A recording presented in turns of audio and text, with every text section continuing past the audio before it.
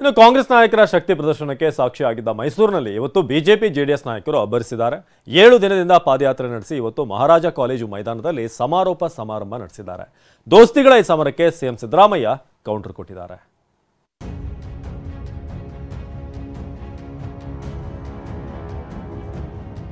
ಈ ಬಂಡೆ ಸಿದ್ದರಾಮಯ್ಯನ ಜೊತೆ ಇದೆ.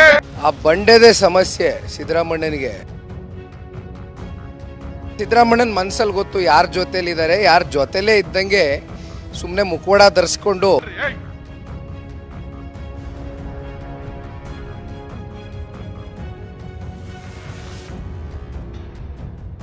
ಮುಡಾ ಯುದ್ಧ. ಸಿಎಂ ತವರು ಜಿಲ್ಲೆ ಮೈಸೂರಿನಲ್ಲಿ ಬಿಜೆಪಿ ಜೆಡಿಎಸ್ ಮುಡಾ ಯುದ್ಧ ನಡೆಸುತ್ತಿದೆ. 7 ದಿನ ಪಾದಯಾತ್ರೆ ನಡೆಸಿ ಮೈಸೂರು ಅಖಾಡಕ್ಕೆ ನುಗ್ಗಿದ ದೋಸ್ತಿಗಳು ಇವತ್ತು ಸಿಎಂ ತವರಲ್ಲಿ ಸಮಾರೋಪ ಸಮಾರಂಭ ನಡೆಸಿದ್ದಾರೆ. ಸಮಾರೋಪ ಸಮಾರಂಭದಲ್ಲಿ ಸರ್ಕಾರದ ವಿರುದ್ಧ ಸಮರವನ್ನೇ ಸಾರಿದ್ದಾರೆ. ಮುಡಾ ಯಾತ್ರೆ ಕೊನೆಯ ದಿನ ಕ್ಲೈಮ್ಯಾಕ್ಸ್ನಲ್ಲಿ ಅಬ್ಬರ. ಕಾಂಗ್ರೆಸ್ ಆರೋಪಗಳಿಗೆ ದೋಸ್ತಿ ನಾಯಕರ ಕೌಂಟರ್. ಇದೇ ಜಾಗ, ಇದೇ ಸ್ಥಳ, ಇದೇ ಅಖಾಡ. ನಿನ್ನೆ ಇದೇ ಸ್ಟೇಜ್ ಮೇಲೆ ಕಾಂಗ್ರೆಸ್ ನಾಯಕರು ಬೆಂಕಿಯುಗುಳಿದ್ರು. ಬಿಜೆಪಿ ಜೆಡಿಎಸ್ ಪಾದಯಾತ್ರೆ ವಿರುದ್ಧ ಆಕ್ರೋಶ ಹೊರಹಾಕಿದ್ರು. ನೀವು ಎಷ್ಟೇ ಪಾದಯಾತ್ರೆ ಮಾಡಿದ್ರು ನಾವು ಜಗ್ಗಲ್ಲ ಎಂಬ ಸಂದೇಶ ನೀಡಿದ್ರು. ಬಿಜೆಪಿ ಜೆಡಿಎಸ್ ಹಗರಣಗಳನ್ನು ತೆರೆದಿಟ್ಟಿದ್ರು. ಇದೀಗ ಇದೇ ಸ್ಟೇಜ್ ಮೇಲೆ ಬಿಜೆಪಿ ನಾಯಕರು ಕೌಂಟರ್ ಕೊಟ್ಟಿದ್ದಾರೆ. ಪಾದಯಾತ್ರೆಯ ಸಮಾರೋಪ ಸಮಾರಂಭ ನಡೆಸಿ ಕೌಂಟರ್ ಕೊಟ್ಟಿದ್ದಾರೆ. ಸಮಾವೇಶಕ್ಕೂ ಮುನ್ನ ಮಹಾರಾಜ ಮೈದಾನದವರೆಗೆ 3 ಕಿಲೋಮೀಟರ್ ಪಾದಯಾತ್ರೆ ನಡೆಸಿ ವೇದಿಕೆಗೆ ಎಂಟ್ರಿ ಕೊಟ್ಟಿದ್ರು. ಈ ವೇಳೆ ಬಿಜೆಪಿ ನಾಯಕರು ಡ್ಯಾನ್ಸ್ ಮಾಡುತ್ತಾ ಕುಣಿದು ಕುಪ್ಪಳಿಸಿದ್ರು.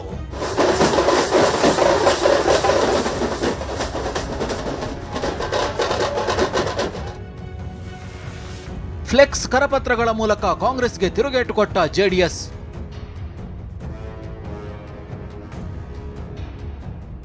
ನಿನ್ನೆ ಜನಾಂದೋಲನ ಸಮಾವೇಶದಲ್ಲಿ ಫ್ಲೆಕ್ಸ್ ಮೂಲಕವೇ ಕಾಂಗ್ರೆಸ್ ನಾಯಕರು ಜೆಡಿಎಸ್ ಕಾಲೆಳೆದಿದ್ರು. ಫ್ಲೆಕ್ಸ್ನಲ್ಲಿ ದೇವೇಗೌಡ ಮತ್ತು ಎಚ್ಡಿಕೆ ಕುಟುಂಬ ಪಡೆದಿದೆ ಎನ್ನಲಾದ ಸೈಟ್ಗಳ ಮಾಹಿತಿ ಪ್ರಕಟಿಸಿದ್ರು.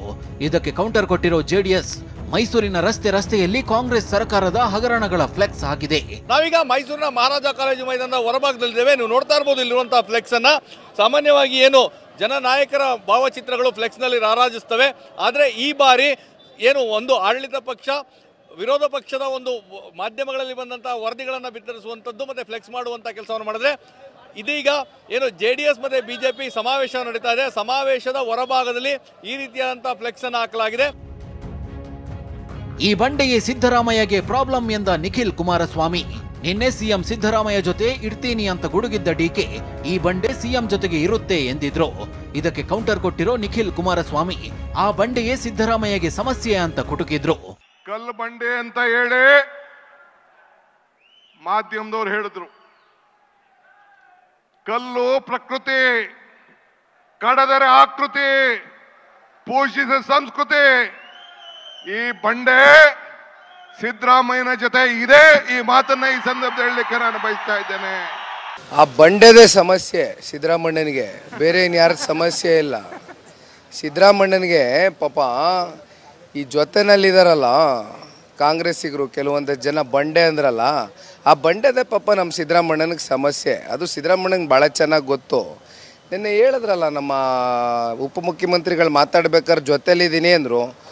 ಪಾಪ ಸಿದ್ದರಾಮಯ್ಯನ ಮನಸ್ಸಲ್ಲಿ ಗೊತ್ತು ಯಾರ ಜೊತೆಲಿದ್ದಾರೆ, ಯಾರ ಜೊತೆಲೇ ಇದ್ದಂಗೆ ಸುಮ್ಮನೆ ಮುಖವಾಡ ಧರಿಸ್ಕೊಂಡು ಯಾರು ಪಾಪ ಏನೇನು ಮನಸ್ಸಿನಲ್ಲಿ ಏನೇನು ಲೆಕ್ಕಾಚಾರಗಳು ಮಾಡ್ಕೊಂಡಿದ್ದಾರೆ ಅಂತಕ್ಕಂಥದ್ದು ಇವತ್ತು ರಾಜ್ಯದ ಜನತೆಗೂ ಕೂಡ ಅದರ ಅರಿವಿದೆ. ಸುಳ್ಳು ಆರೋಪಗಳಿಗೆ ನಾನು ಜಗ್ಗಲ್ಲ ಎಂದ ಸಿಎಂ. ಬಿಜೆಪಿ ಪಾದಯಾತ್ರೆಗೆ ಮತ್ತೆ ಕೌಂಟರ್ ಕೊಟ್ಟಿರೋ ಸಿಎಂ, ಸುಳ್ಳು ಆರೋಪಗಳಿಗೆ ಜಗ್ಗಲ್ಲ, ಕಾನೂನಾತ್ಮಕವಾಗಿ ಎದುರಿಸುತ್ತೇನೆ. ಬಿಜೆಪಿ ಜೆಡಿಎಸ್ನವರು ಕಪ್ಪು ಮಸಿ ಬಳಿಯಲು ಯತ್ನ ಮಾಡ್ತಿದ್ದಾರೆ ಅಂತ ಆರೋಪಿಸಿದ್ದಾರೆ. Now you have decided to fight these false allegations both politically and legally. ಈಗ ನಾನು ಇಂಥವಕ್ಕೆಲ್ಲ ಎದುರ್ಕೊಳ್ತೀನ, ಇಂಥವಕ್ಕೆಲ್ಲ ಭಕ್ತಿನ. ನಾನು ಸುಳ್ಳು ಆರೋಪಗಳನ್ನು ಇಟ್ಕೊಂಡು ಪ್ರಚಾರ ಮಾಡಿದ್ರೆ, ಹೋರಾಟ ಮಾಡಿದ್ರೆ, ಈ ಸುಳ್ಳು ಆರೋಪಗಳ ಮೇಲೆ ಮಾಡ್ತಕ್ಕಂಥ ಹೋರಾಟ ಅದು ಸತ್ಯ ಗೊತ್ತಾದ ಮೇಲೆ ಜನಗಳು ಅದನ್ನು ಹತ್ತಿಕ್ತಾರೆ. ಸುಳ್ಳು ಆರೋಪಗಳನ್ನು ಇಟ್ಟುಕೊಂಡು ಪಾದಯಾತ್ರೆ ಮಾಡ್ತಾ ಇದ್ದಾರೆ. ಸಿದ್ದರಾಮಯ್ಯನವರಿಗೆ ಕಪ್ಪು ಮಸಿ ಬಳಿಲಿಕ್ಕೋಸ್ಕರ ಪ್ರಯತ್ನ ಮಾಡ್ತಾ ಇದ್ದಾರೆ.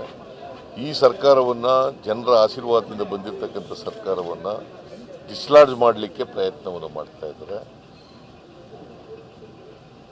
ಅವರು ಸಿದ್ದರಾಮಯ್ಯನವರಿಗೆ ಕಪ್ಪು ಮಸಿ ಬೆಳೆದು ಅವರನ್ನು ರಾಜಕೀಯವಾಗಿ ಅಳೆದರೆ ನಮಗೆ ಅನುಕೂಲ ಆಗ್ತದೆ ಅಂತೇಳಿ ಭ್ರಮೆನಲ್ಲಿದ್ದಾರೆ.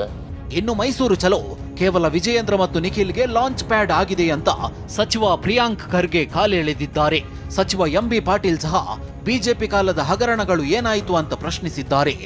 ಈ ಪಾದಯಾತ್ರೆ ವಿಜಯೇಂದ್ರ ಅವರಿಗೆ ಲಾಂಚ್ ಮಾಡಕ್ಕಿರೋದು, ಅಲ್ಲಿ ಆಕ್ಸೆಪ್ಟೆನ್ಸ್ ಇಲ್ಲ. ರಮೇಶ್ ಜಾರಕಿಹೊಳಿ ಅವರು ತಿರಸ್ಕಾರ ಮಾಡಿದ್ದಾರೆ ವಿಜೇಂದ್ರ ಅವರ ನಾಯಕತ್ವವನ್ನು. When senior leadership is not there, ಅದಕ್ಕೆ ಇವ್ರ ಲೀಡರ್ಶಿಪ್ ಕಾಯಂಗೊಳಿಸ್ಲಿಕ್ಕೆ ಇವತ್ತು ಮಾಡ್ತಾ ಇರೋದು. ಮಾಡಲಿ. ಇವ್ರ ಮೇಲೆ ಎಷ್ಟಿದಾವೆ ಪ್ರಕರಣಗಳು? ಎಲ್ಲಿ ಬೋವಿ ನಿಗಮದಲ್ಲಿ, ತಾಂಡಾ ನಿಗಮದಲ್ಲಿ, ದೇರವಾದ ಟ್ರಕ್ ಟರ್ಮಿನಲ್ಲಿ ಚೆಕ್ ಮೂಲಕ ಇವ್ರಿಗೆ ಹೋಗಿದೆ. ಕೊರೋನಾದಲ್ಲಿ ಏನಾಯಿತು? ಎಲ್ಲ ಜನರು ಸಾವು ಬದುಕಿನ ಹೋರಾಟ ಮಾಡುವಂಥ ಸಂದರ್ಭದಲ್ಲಿ ಕೊರೋನಾದಲ್ಲಿ ನಾನು ಹೇಳ್ತಾ ಇಲ್ಲ, ಇವ್ರದೇ ನಮ್ಮ ನಗರದ ವಿಜಯಪುರ ನಗರದ ಶಾಸಕ ಅವರೊಬ್ಬ ಸಹೋದ್ಯೋಗಿ, ಅವ್ರ ಪಕ್ಷದವ್ರು ಬಿ ಜೆ ಪಿದವ್ರು ಯತ್ನಾಳವ್ರಿಗೆ ಕೊರೋನಾದಲ್ಲಿ ಇವರು 2,000 ಕೋಟಿ ಲೂಟಿ ಮಾಡಿದ್ದಾರೆ ಅಂತೇಳಿ ಯಡಿಯೂರಪ್ಪನವರು ಮತ್ತು ಸುಧಾಕರ್ ಕುಡ್ಕೊಂಡು. ಮುಡಾ ಯಾತ್ರೆಗೆ ಜಗ್ಗದ ಕೈಕಲಿಗಳು ಭರ್ಜರಿಯಾಗಿಯೇ ಕೌಂಟರ್ ಕೊಟ್ಟಿದ್ದಾರೆ. ಇವತ್ತು ಯಾತ್ರೆ ಜಟಾಪಟಿ ಅಂತ್ಯವಾಗಲಿದ್ದು, ನಾಳೆಯಿಂದ ಮುಡಾ ಹೋರಾಟ ಯಾವ ಸ್ವರೂಪ ಪಡೆದುಕೊಳ್ಳುತ್ತೆ ಕಾದು ನೋಡಬೇಕು. Bureau report, TV9. ಇನ್ನು ಸಮಾವೇಶದ ಊಟಕ್ಕಾಗಿ ಕಿತ್ತಾಡಿದಂತಹ ಜನ ಮೈಸೂರು ಚಲೋ ಸಮಾರೋಪದಲ್ಲಿ ಘಟನೆ ಆಗಿದೆ. ಅನ್ನಕ್ಕಾಗಿ ಕಿತ್ತಾಡಿದ್ರು, ತುಳಿದಾಡಿದ್ರು ಜನ. ಊಟ ಹಂಚುವ ವಾಹನದ ಮೇಲೆ ಮುಗಿಬಿದ್ರು. ನೋಡಿ, ಆಹಾರದ ಪೊಟ್ಟಣವನ್ನು ಹಂಚ್ತಾ ಇದ್ದಾರೆ.